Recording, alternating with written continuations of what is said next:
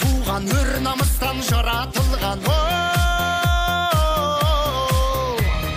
Баласының батырлығы хан мен бойға таратылған. Алатаудай алашымның, Қаратаудай баласымын.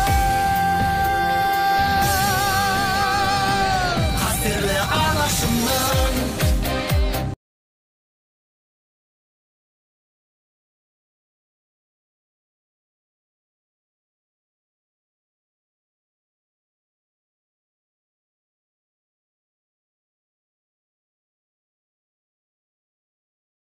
Көктудің желбірегені, елдіктің асқақ өлеңі. Әр жаққа тартпай қазағым, бір сөзге жинал дегені. Көктудің желбірегені, бақыттың елжірегені. Қиырда қалған қазақтың азат отанға жете алмай көзінің мөлдірегені. Арманы өсиет ғой аңсаған, тәуелсіздік таңдары бақ береді баршаға. Көк туымды қолыма бүгін беріп ұстадым, түсті бақыт қолыма менің Қазақстаным.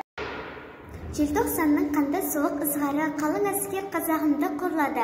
Тәуелсіздікті қолдаған жастардың отан үшін табандары тозбады. Атадық біз ата-баба үмітін, қолына қазір көктуменен бостандық. Желтоқсанның қанды ауыз ызғары қалың әскер қазағымды қорлады.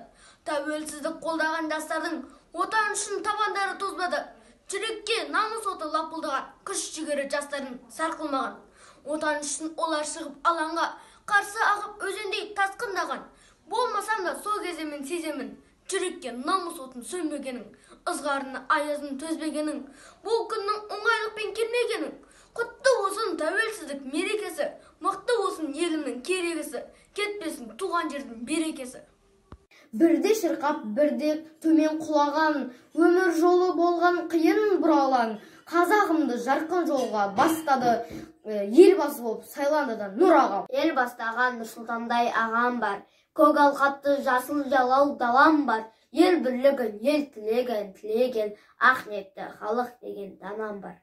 Елбасымыз жолдайды, халқы оны қолдайды. Ешқашанда орынсыз шешімдері болмайды.